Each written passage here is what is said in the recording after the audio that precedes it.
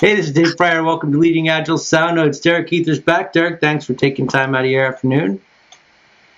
And Derek is also part-time model. Would you like to show off the latest in Leading Agile wear? Here we are. Keep you safe while you're running around the neighborhood and letting people know all about Agile. And if necessary, I just will signal planes in the sky. Let them know. In case of a zombie apocalypse, yes. Yeah. You're totally safe. Cool. All right, so Derek and I are going to take on a question from a student. I'm going to play it for you because this guy was actually kind enough to send me an audio recording of himself asking the question. But I'll give you the short version first, the TLDR. That's what the kids say now. He took a CSM class. He works in traditional supply chain, and he's trying to get his company to transform. And he is under the impression that if you're starting from scratch, you can kind of install the Agile mindset. But he's faced with the problem of a long-timey traditional company that wants to make a switch, and they're not Agile in their way they look at work. They're not Agile in their practices. They don't know how to do Scrum. He wants to know what to do. Hi, Dave. Andrew here. I took your Scrum Master class and your Product Owner class a couple of weeks ago, and I got a lot out of it. Thanks so much for everything you did for everyone in the class.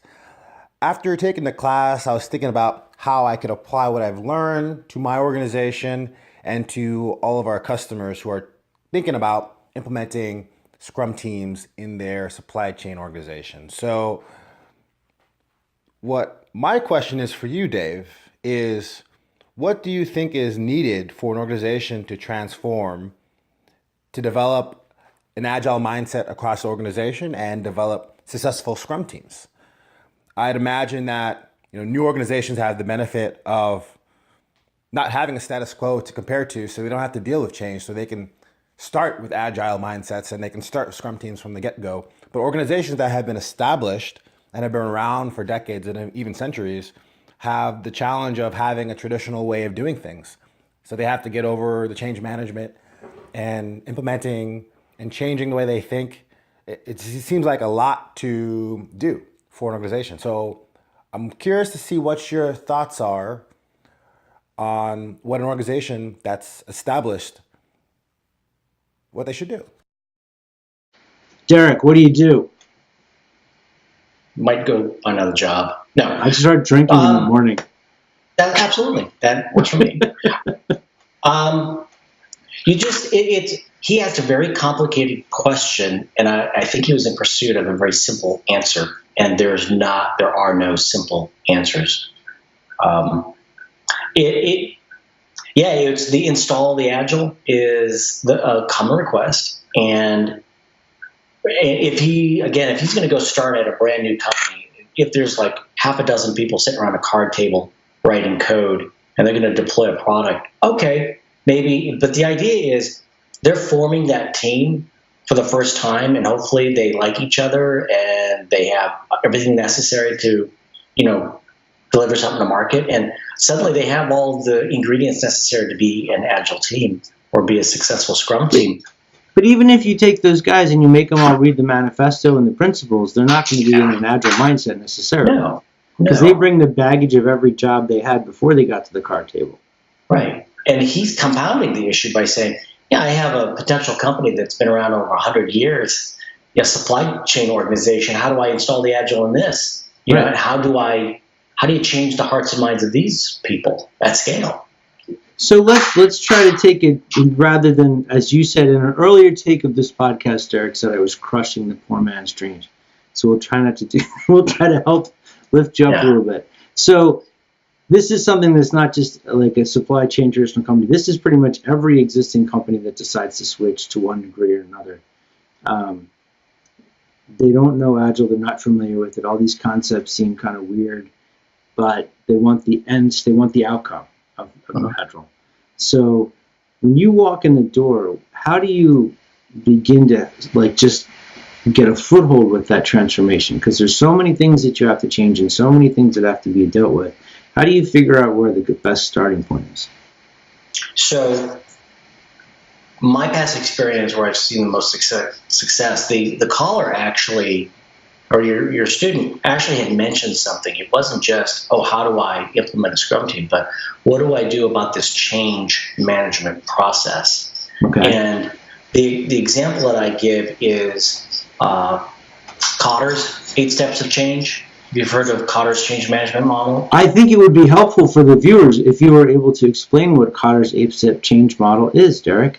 Okay, so I'm not going to say I'm a change management expert, but I'm gonna. But you'll play one on a podcast. That's right. I did stay at a Holiday Inn Express last night. I don't know if anybody does those commercials anymore. But anyway, so Kotter's change management model is we start with creating this climate for change, and then we're engaging and enabling the organization, and then we're going to implement and sustain the change. So first thing you do, so you're trying to change this organization, you're going to create this sense of urgency.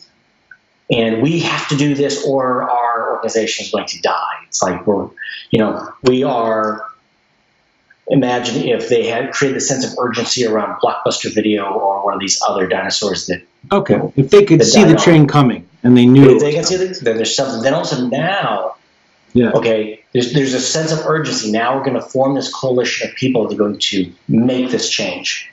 And you create the people that can influence throughout the organization. So that's why I say we see the most successful transformations or even implementing Agile within an organization is if you start at the top and you start working your way down. Otherwise, I've seen Scrum and Agile work well, kind of like under the covers.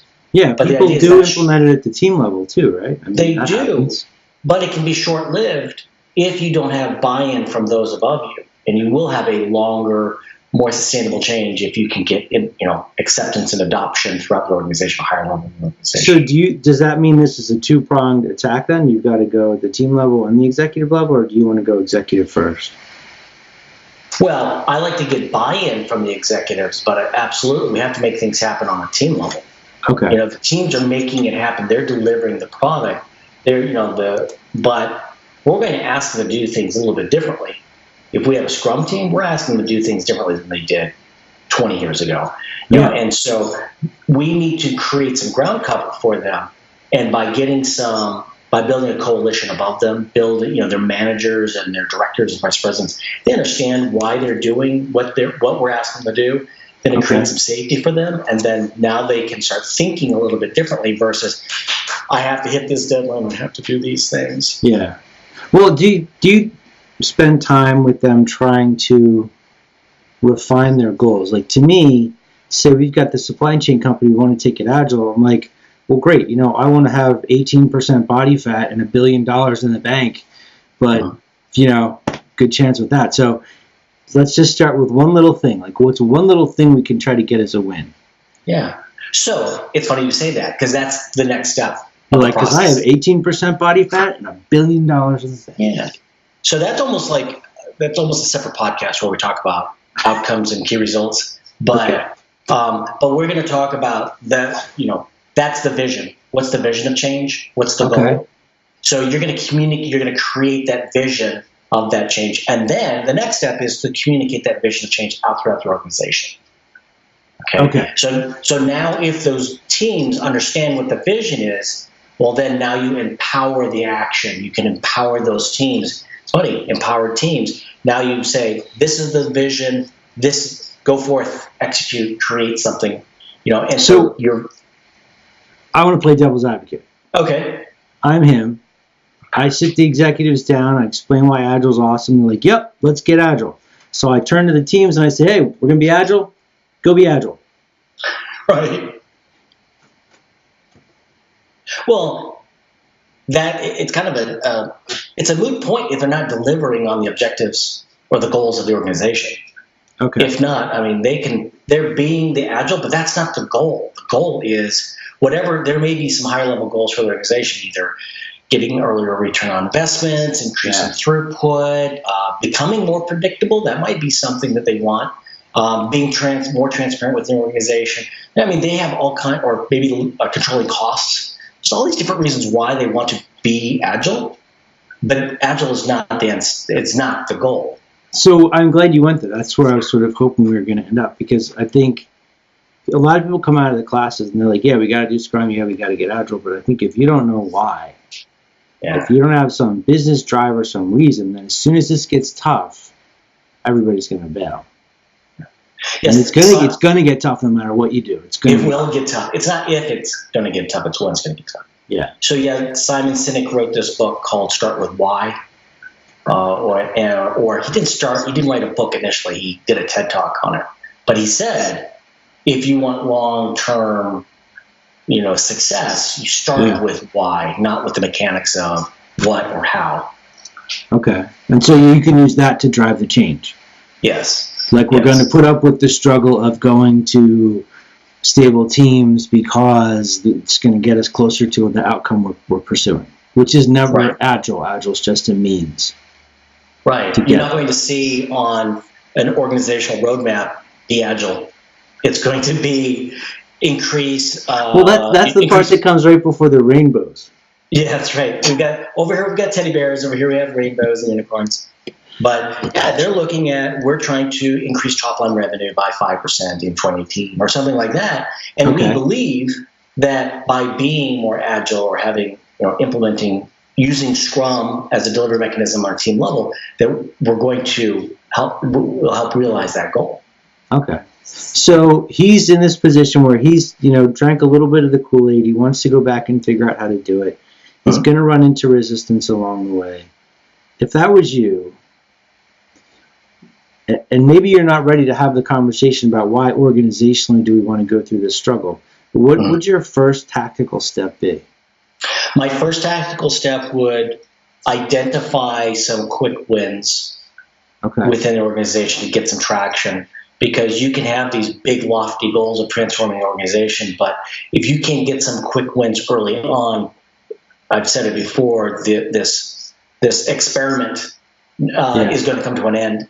And you need to build the confidence of these teams. You need to build the confidence and create more safety for the executive because they're putting their necks out on the line as well. Yeah. They've been successful for the last 50, 100 years doing things the old way. They got big offices that way. That's right. Whereas going to take a risk, and so we need to show them, create some safety for them, show them some results. And so to do that, again, to engage, enable the organization, we need to get some quick wins.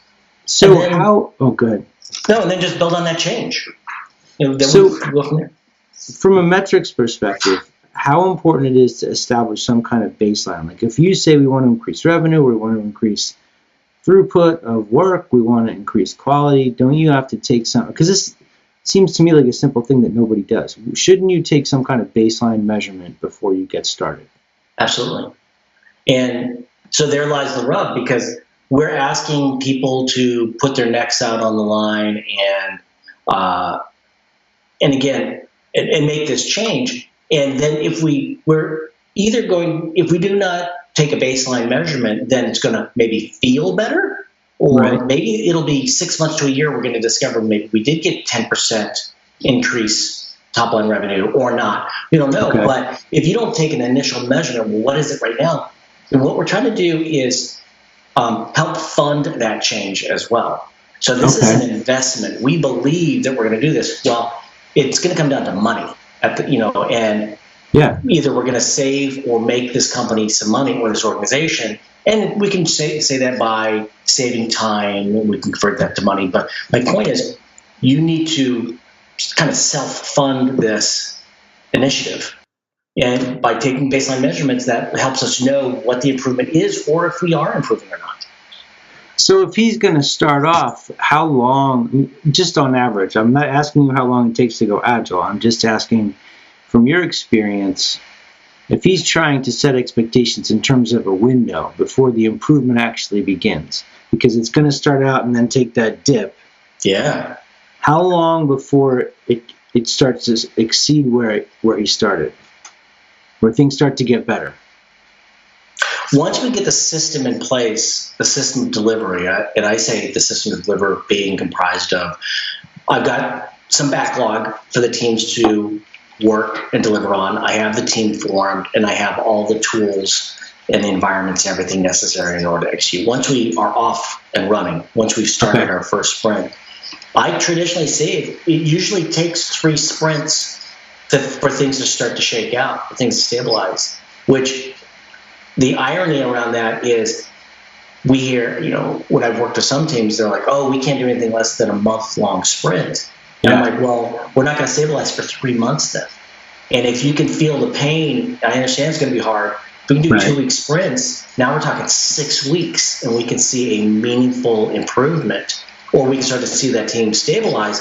Once we see that team stabilize, well, then we can start to adjust the knobs or pull the levers, whatever we need to do to make some fine-tuned adjustments, say, well, where is it? What's the next area of improvement that this team can be focused on? So since this is a larger organization that he works in, one of the things I would suggest also is that you have some kind of go point that you mark and track how long it is before you start to see the change. Mm-hmm. Because then you could look at, the next team and the next team and the next team in the same way that you'd like to see an individual team stabilizing and then maybe increasing their velocity during a sprint. Maybe organizationally, they can get better and better at ramping these teams up and getting them through that initial pain. Yeah, I think it's a really bad idea to try to do this to the entire organization all at once. Okay. And the reason why is, one, it's expensive. To do the proper investment to train these teams and to help them build backlogs and everything like that, that's a lot of effort. And they very well will fail. The question is to what degree, and if we can control that, if we can narrow it down to, describe it as a pilot team or a small collection of teams, if we can then focus on them, well then what's going to benefit the company the most is what we're going to learn as we improve those teams. We're going to see the biggest failures with these first teams because we hadn't done this before. But my point is, you finish your point, and then I will chime in. I was going to say, because we can then apply those learnings to all the other teams that we will touch at a later date. So we can really benefit from that. When I started to do work with transformation and I would get put on pilot projects, I kind of was under the impression that a pilot team was the one that you used to figure out how to make Agile work in the company. Mm-hmm. And years later, I just kind of dawned on me that was completely stupid. And that what you're actually doing is those pilot teams, they're the canaries you're just throwing down the well to see if they come out alive or not. You just want to see what bad things happen when you try to throw Agile into the company. And those are the teams you're going to do it with. So I don't look at those teams like I expect them to succeed. I consider the success of those teams coming through the information they feed back, like how much dissonance is created, how many people want to quit, how irritated is the PMO because they're not getting the reports anymore, can the executives actually wait 3 weeks to get stuff back, things like that. Yeah, I look at things from this value curve. So from the lower left, you've got this value curve. You're really not delivering any value, and then you start to ramp things up. That's really where the value is, and then things start to taper off. Now, just the opposite of that, when you're at the very, very beginning of the value curve, that's where all the risk is, at the very beginning. And as you start to trend up on that value curve, that's when the risk starts to come down. Yeah. And so I see that with these teams. The very beginning, you're not seeing any value delivery, and that's a lot of risk in the system. Our job is to not only focus on improving or delivering value, but then lowering that risk. And it doesn't matter if that's product delivery or if it's even introducing change into this company. It's the same thing. So let's get back to his actual question, because we've been talking a lot about his question. We haven't really given him we've given him a couple things maybe, but the question kind of comes down to, what does he have to establish? How does he get started? We've talked about resetting expectations a lot, but and you've mentioned a couple of things he can do to get started. He's going to have to get permission to set up teams somewhere, right? Yeah. So he's going to have to there's going to be a lot of, I'd say, permission. He needs to create safety for these teams, or they're not going to want to go on this journey with him. And so one of them, again, so that's why I said Cotter's steps as part of it, is he needs to get some buy-in from the organization to create the conditions for this team to survive. Okay. And he needs to be able to, either through process or through backlog design or these different things, is he needs to limit as many dependencies or limit as many constraints on these teams as possible, again, in order to help them be successful and to survive. Okay. And so again, that's just one more reason why you want to get buy-in from management or leadership to do this, because you're going to ask, clearly, we're going to ask these teams not to do all the things that the rest of the organization is doing. Right. Being if it's doing time reporting, we want to focus more on value delivery, or we're focusing more on throughput versus utilization, those type of things. Or budgeting by quarter, things like that. Yeah. There are going to be some fundamental things we're going to ask the team not to do. We're going to have permission not to do these things in order for them to grow as a Scrum team or an Agile team. Okay. But a lot of this is managing expectations from leadership, getting permission from leadership, and having them create space for this to exist. And trying to be patient and have realistic expectations. Because Absolutely. There's lots of companies that fail 2 or 3 times before they actually figure it out. Right, because that's the thing, is they're trying to figure it out, and they don't know. They don't know what they don't know. And again, that's why I'm saying why we start with pilot teams, because I expect them, as you noted, you're going to throw them down the well, or they're going to fail, but we're going to learn so much from that, and we're going to benefit so much from that. It's about limiting the impact of the organization, or for us to maximize what we're going to learn from reducing the risk of transformation. Yes. Okay, cool. So I'm taking off my leading Agile hat for a second. So one of the things that I always say in class is that, I'd love it if people hired us, but to me, that's not the main thing. I think if you want this stuff to work, you have 2 choices. You figure it out on your own, which is time. It takes a lot of time and is expensive that way. Or you can go hire a coach, and you might reduce the time, but it's still very expensive. Yeah. I think that a coach is somebody who has been through the mill a bunch of times, has seen stuff go wrong, can help you find the problems before they occur and maybe work through them a little easier. But I don't know I wanted to see how you feel about that. Yeah. My perception of what a coach is, what I used to perceive what a coach was and what I do now are 2 different things. And I'm of the same thought process that, well, you can figure this out on your own. And, if someone hires a consultancy to come in to help them, then there's going to be that one guy or gal that's going to go, I have been saying this for years. And you show up and suddenly now you're saving the day. And this is nothing new. This is what I've been preaching for years. And now they're listening to you. Right. And I get that. Now, given that, so you've got the first option, which is organically change over time, which can be slow or non-existent, because if that evangelist leaves, then so does their improvements. Or if the system has been built strongly enough, it can resist change well enough to kind of push it back out. Right, yes. Like a germ, right? Like a germ, yes. So that's option 1. Option 2 is you hire coaches, and they are intelligent and knowledgeable, and they're good at Scrum, Kanban, SAFe, whatever it might be, whatever the framework is, and they're good at that, and they can reinforce that. But they get really good at delivery of that framework. Yeah. The difference is, so that's option 2, but the difference is you can get really good at that framework, but it doesn't necessarily get you to the goal. And they're not designed to get you to the goal. And then option 3 is the group that will say, wait a second, what's the business goal you're trying to accomplish?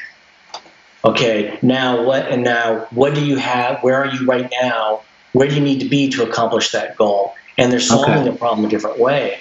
And here's the thing is, option 1 is the cheapest option. Option 2 clearly, but it's not really cheapest. It's just cheapest today. It's going to take a lot longer. The value isn't either. Right. Yeah. But the cost is a longer cost. Yeah. Right. You don't see it because it's just part of our current system delivery. Whereas that final one where there's this, what is the business goal, and we're going to take you to that destination. Right. That one is expensive, but again, are you going to do it in 3 months, or are you going to do it in 6 weeks? And I say, just based on sprint length, are you going to do the 1 month sprints and it's going to take you 3 months, or are you going to bite the bullet and we're going to get this through the pain, but we're going to get there in 6 weeks. I'm not saying you're going to get the team where you want in 6 weeks. But what I'm saying is you're going to feel the pain in a much shorter period of time. You're going to pay for it. But now there's that opportunity. Now you have beyond the 6 weeks. Now you can start getting return on that investment. Right. So that's why I'm okay with people paying for coaches or consultants that will drive them in a direction, but it's making sure that they're not focusing on the wrong things. I think they do focus on who does, the coaches or the people there? The coaches. Okay. I think the coaches might be focused too far on Tactical. Making somebody really, really good at Scrum or really good at SAFe, and they're not solving a fundamental problem or helping that. So what will happen is you can have a really awesome team. They do really good Scrum or really good SAFe or whatever, and then the company crashes and burns. Well, and maybe they don't know why. They don't know why they're doing it. It doesn't help.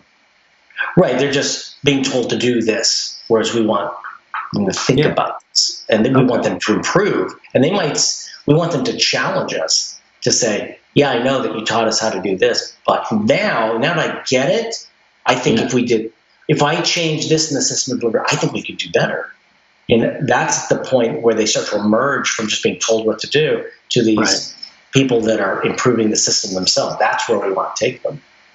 So if people would like to have a conversation with you, Derek, about how to improve themselves or their organizations, what's the best way to reach you? So I always say the easiest way is through Twitter. Okay. So my Twitter account is open to the degree that you can send me a direct message and we don't have to be friends, or you don't have to be a follower, just the way my account is configured.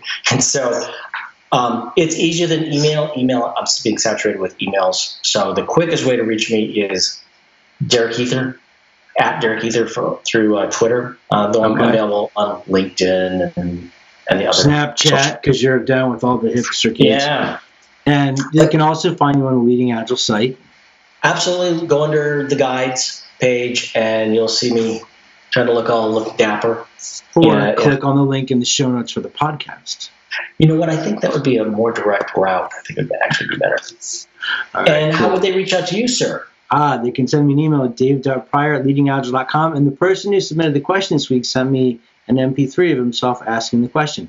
If you want to send us a short video or a recording, that would be great. We love doing these kinds of questions. It's fine if they come in text, but it's always better if we get a little bit more of a human element there. So I'd like to thank the person who sent in the question. And for those of you watching, please send us some more. Again, dave.prior@leadingagile.com. Thanks for watching. And thanks, Derek.